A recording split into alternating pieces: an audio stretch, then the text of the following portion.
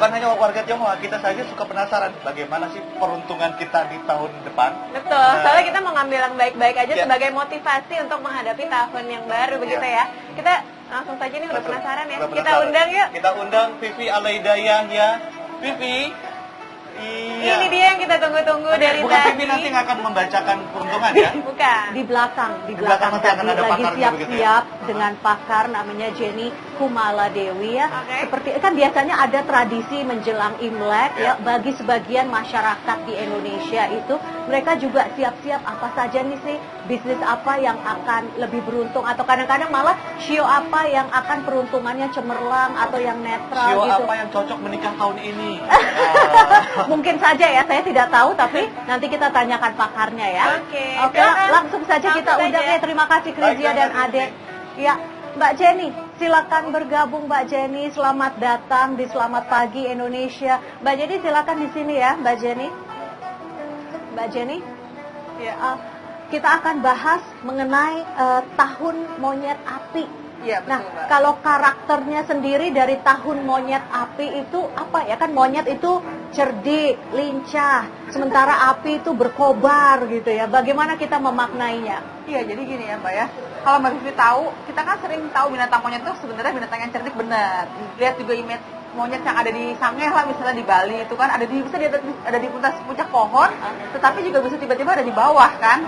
Nah, lalu juga si monyet ini suka nakal, yang nggak saya tahu kan, dia suka ngambil barang-barang kita, membuat kesal dan emosi gitu ya. Tapi si monyet ini kan pintar juga ya. Binatang yang dikaruniai memiliki otak yang cukup berlebih adalah binatang monyet itu kan. Jadi sebenarnya itu kalau karakter monyetnya itu tahun ini tahun beradu strategi. Beradu strategi. Iya betul. Dan juga tahun yang penuh dengan trik. Maka that's why saya bilang this is a tricky year, bisa juga tricky year, tahun yang penuh dengan tricky year tuh maksudnya apa sih?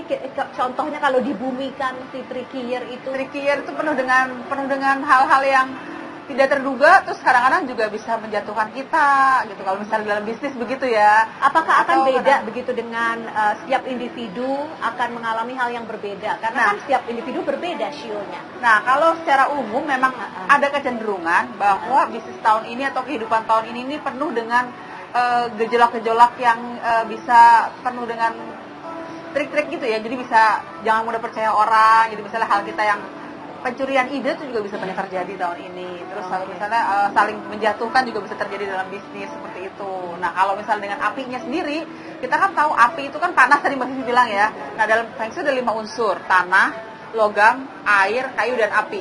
Sebenarnya apinya ini bagus, bergairah kan, sisi positif bergairah. Sisi jeleknya adalah panas. Panas ini bisa menimbulkan panas bumi yang berlebih, atau emosi yang berlebih. Nah, kalau panas bumi yang berlebih ini mungkin iklim cuaca jadi bisa panas sekali. Nah, atau kalau dalam sifat itu, api itu emosi di tengah jalan, tiba-tiba orang lagi drive the car itu, tiba-tiba ada orang yang selin gitu ya misalnya. Atau dalam kerjaan juga sama. Itu bukannya tiap hari terjadi di tapi tahun ini lebih parah lagi. Tahun ini lebih parah lagi. Orang-orang yang ngeselinnya itu benar-benar nggak tahu, benar-benar nggak bisa diprediksi dan suka membuat bingung onar. Nah, monyet itu bisa buat onar juga kan. Oke. Nah, tapi sebelum kita melangkah lebih jauh untuk membahas karakter atau elemen dari monyet api ya, dibandingkan sedikit flashback sedikit saja tentang tahun ini kan kambing kayu. Nah, perbedaan karakternya itu kan kalau kayu, kalau tidak salah unsur kepemimpinannya luar biasa ya, lebih dominan. Nggak tahu deh bagaimana Mbak Jenny menerjemahkan. Jadi perbedaannya itu nanti akan seperti apa? Tahun kambing kayu itu bagi saya tahun saatnya menanam. Jadi hal-hal yang ingin kita rubah saatnya ditanam tahun kambing kayu. Nah, sedangkan tahun monyet itu saatnya untuk bersaing sebenarnya ya. Itu sama dengan tahun yang untuk melanjutkan untuk tahun kambing kayu. Jadi tahun kambing kayu ini bukan yang berarti lambat. Memang lambat sih karena karakter kambingnya. Tapi bukan berarti tahun yang jelek gitu menurut saya. Orang-orang pada bilang tahunnya jelek karena semua usaha lesu. Sebenarnya bukan tahun yang jelek itu kalau menurut saya. Kenapa tahun monyet api ini bukan tahun yang buruk? Kalau menurut saya monyet itu kan binatang yang dinamis ya. Jadi kalau dalam 12 sio, saya di situ melihat dengan karakter 12 sio dan 5 unsur.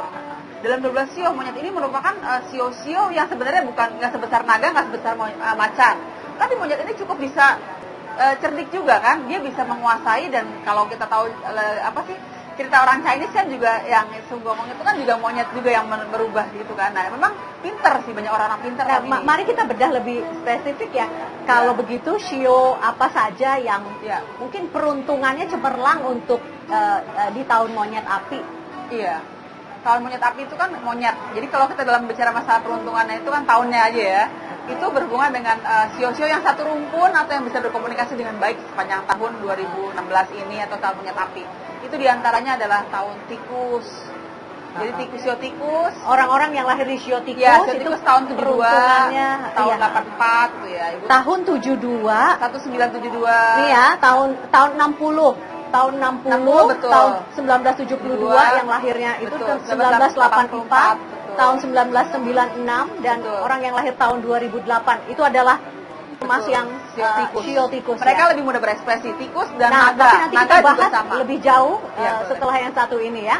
Ya, pemirsa tetaplah bersama kami. Selamat pagi, Indonesia akan segera kembali. Mbak Jenny sebut bahwa shio tikus, shio naga dan shio babi yang peruntungannya cemerlang untuk di monyet api begitu ya. Iya, betul. Nah, kemudian kalau yang ini artinya apa nih? Maksudnya orang-orang dengan shio ketiga shio tersebut apa yang harus mereka lakukan? Jadi shio tikus, shio naga sebenarnya kalau dalam Chinese kan rumpunnya satu lagi monyet. Tapi shio monyet ini kan bisa bagus bisa jelek. Jadi sebenarnya shio monyet punya peluang bagus juga. Nah, ditambah itu yang lainnya bagus tidak serumpun adalah shio babi. Shio babi ini meskipun dia bagus tapi komunikasinya susah. Jadi dia akhirnya harus bekerja capek sendiri gitulah. Itu shio yang bagus tadi ya. Jadi itu Mbak Jenny shio-nya babi. Shio-nya apa sih? nanti rahasia. Rahasia bukan, berarti shio itu sebenarnya rahasia juga ya, Mbak. Gini. Tidak semudah itu kita ceritakan ke orang lain gitu. Nah, takutnya adik, sudah terbaca gitu oleh lawan bisnis gitu ya. Iya benar. Tapi kalau kita untuk partner bisnis yang dekat boleh kita sebutin. Tapi kan kita sahabat, bukan partner bisnis. Oke. Tapi kalau gitu, nah berikutnya ada shio yang peruntungannya netral ya. Atau ya tetap bagus lah ya. Iya. Tapi tidak begitu cemerlang. Jadi bagus tapi nggak bagus banget lah ya. Maksudnya itu shio kerbau, terus shio anjing, shio kambing itu bisa bagus. Lalu yang sedikit agak-agak netral juga, tapi netralnya agak-agak netral ke arah hati-hati ya netral, tapi hitungnya netral ya adalah shio kuda dan shio monyet. Yang saya bilang tadi kan monyet sebenarnya tahun ini bisa peluang bagus. Hanya permasalahannya ketemu dengan monyet itu sendiri saling anggut trik jadinya akhirnya sedikit bermasalah lah, takut hati-hati masalah. Berarti tetap harus hati-hati aja. Benar, tapi banyak orang yang harus hati-hati takut jatuh. Jadi bisa ada orang yang tiba-tiba dari bawah naik ke atas, dari atas turun ke bawah juga begitu masalahnya. Bukannya itu memang filosofi kehidupan ya, roda akan terus berputar ya.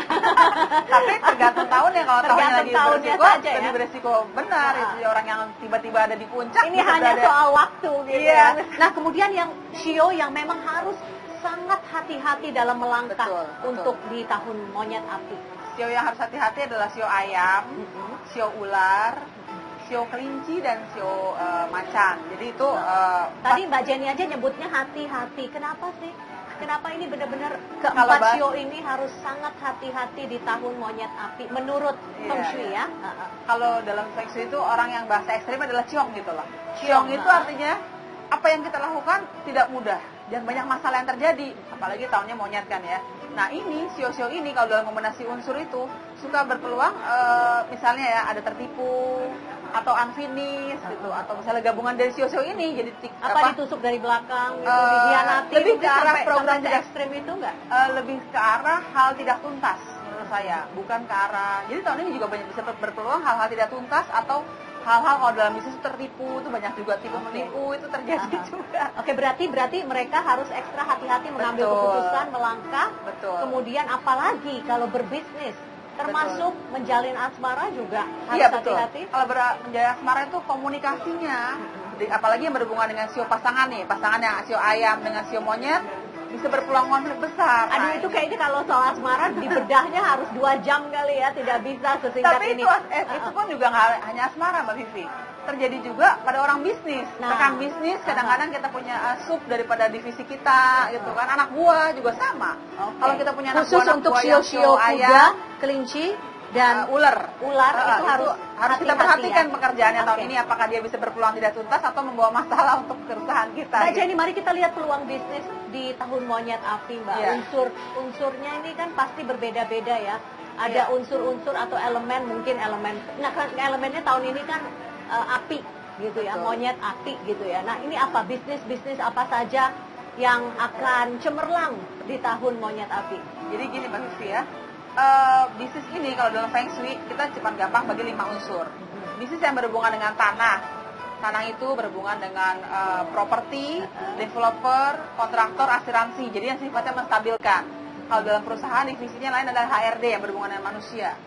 Lalu logam itu berhubungan dengan kayak ini, entertain, terus broadcast, e-commerce seperti sekarang kan website, Ini logam Instagram, ya? itu logam. Air itu berhubungan dengan distribusi, bank, travel, minyak itu juga air, atau misalnya berhubungan dengan air minum itu sendiri kayak pam atau aqua itu juga kan maksudnya. Nah, kayu berhubungan dengan kreativitas orang-orang seni yang berhubungan dengan arsitek, interior, desainer, fashion itu kayu, atau konsultan juga masuknya kayu. Api itu berhubungan dengan semangat seperti api. Kalau berdagangnya apa yang didagangkan itu yang dibagi dalam elemennya gitu ya. Jadi misalnya kalau kita berdagang aktivitas pekerjaannya. maka kalau kita usaha restoran atau makanan Iya. gitu ya. Karena Itu makanan banyak berhubungan dengan api. Kalau berdagang jasa itu berarti jasa apa baru masuk Nah, kriterianya beda. Jadi gitu. gini, Berdagang jasa. aktivitasnya Aktivitasnya. banyak berhubungan dengan benda apa atau sifatnya seperti apa gitu kan ya dalam unsur tadi ya. Kalau tadi dagang apa kayak restoran itu misalnya itu adalah api kan. Tadi api itu ya berhubungan dengan api itu sendiri, kayak restoran kan masak dengan api ya. Lalu saham juga maksudnya api. Marketing juga pada saat si orang marketing menawarkan satu produk dia kan berapi-api semangatnya. Nah, itu adalah sifatnya kan.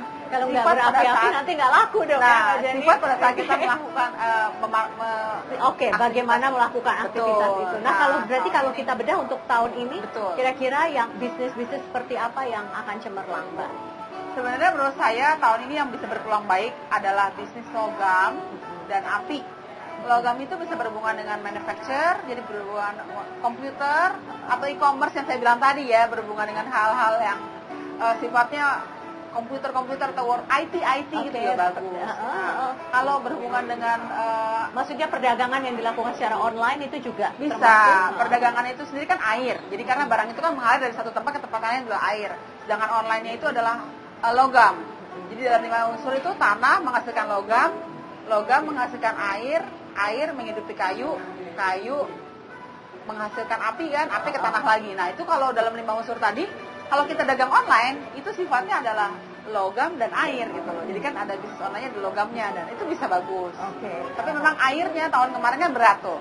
Jadi makanya kan biasanya tahun monyet dan tahun kambing itu masalah dengan air, masalah dengan minyak gitu kan. Tapi mudah-mudahan Tidak tahun akan ini- ketemu ya. Ya, Oke.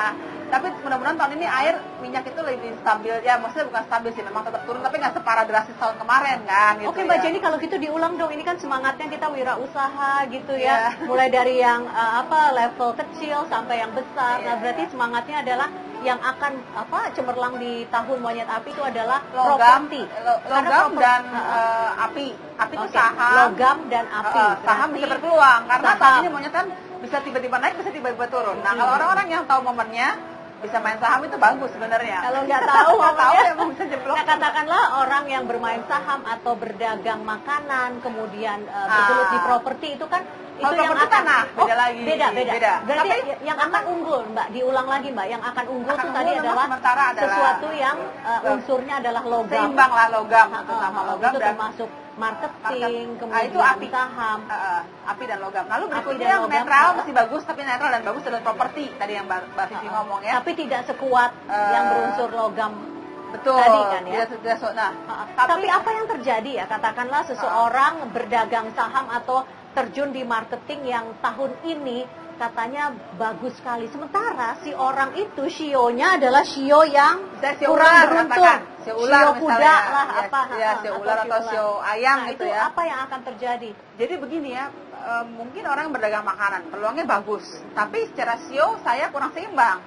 Jadi itu akibatnya apa? Apa yang kita lakukan, misalnya ada orderan banyak, akhirnya hati-hati. Kita tidak bisa menuntaskan untuk pekerjaan atau bisa bermasalah hasilnya kan.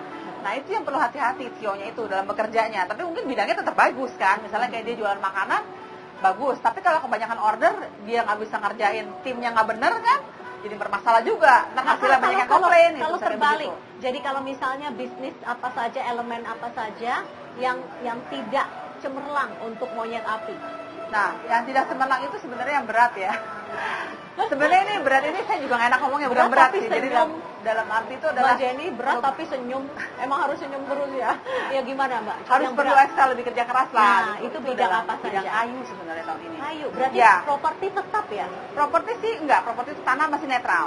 Dan memang properti itu menurut saya masih tetap bagus Berarti lah apa ya. dong Meskipun yang akan Indonesia. penuh tantangan yang akan berat Kayu itu bidang itu apa? seperti misalnya berhubungan dengan seni-seni, berhubungan dengan misalnya fashion, arsitek, interior, konsultan, terus mereka pelaku seni, pemain seni-seni itulah yang jadi pelaku untuk bermain drama lah atau apa, itu kan berhubungan seni dengan art itu sendiri ya. Saya pikir, saya duga selain mereka berat, mungkin satu pencurian ide seni itu bisa juga terjadi karena kan monyet itu kan trik, sedangkan si orang seni lagi berat, jadi akibatnya orang-orang seni harus berhati-hati.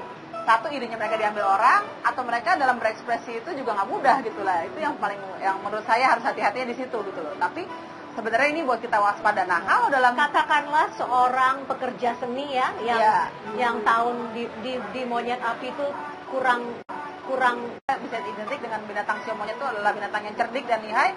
Nah, kalau orang yang lagi bagus, mestinya dia berstrategi yang bagus supaya dia bisa tampil meskipun dia berat. Jadi akhirnya dia berarti mungkin bergabung dengan bidang yang lain.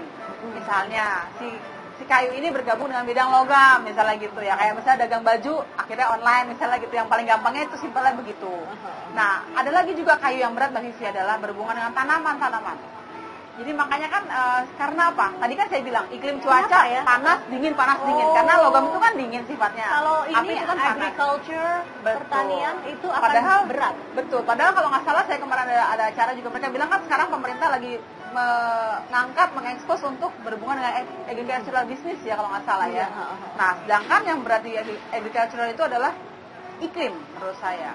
Bisa tiba-tiba panas, bisa tiba-tiba dingin. Jadi perkebunan, pertanian itu akan mendapatkan tantangan yang berat, betul. Tapi ya kita harus bisa tahu ya kira-kira dengan cuaca seperti ini kan mungkin short term. Jadi ada bulan-bulan tertentu yang bagus, ada bulan yang jelek. Jadi kalau saya melihat dari tahun ini saat tertentu kita bisa bagus sekali, tapi tiba-tiba besok ada masalah. Bulan pun cuaca pun begitu ya. Mungkin di bulan Februari Maret kurang bagus misalnya. April bagus. Mei kurang bagus lagi, misalnya begitu kan. Terus Juni, Juli itu biasa aja. Agustus mulai turun, September turun lagi, jelek lagi. Nah, baru akhir tahun mungkin lebih better ya, Desember gitu ya. Jadi itu yang perlu masih kita lama dong. Akhir tahun.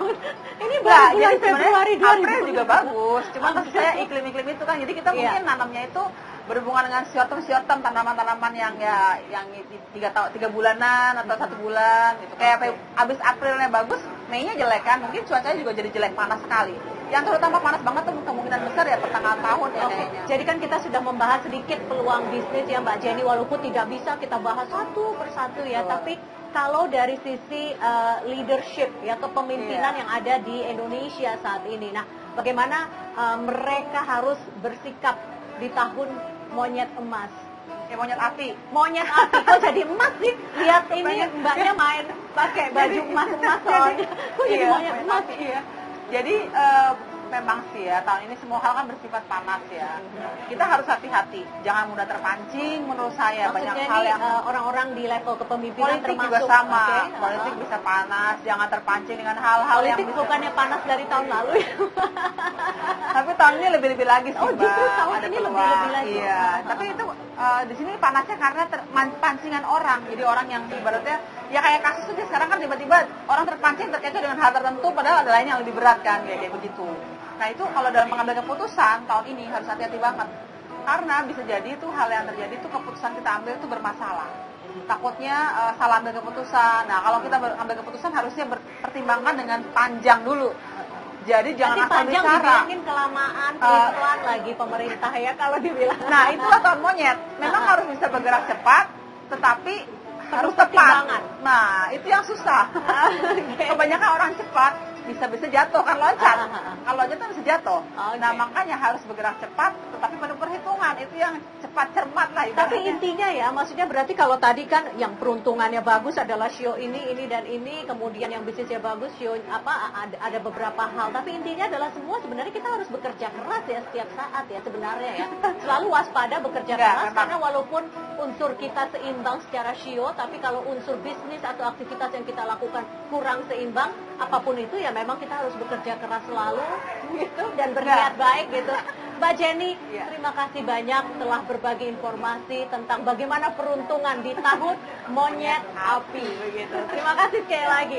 Ya pemirsa, tetaplah bersama kami. Selamat pagi, Indonesia akan segera kembali.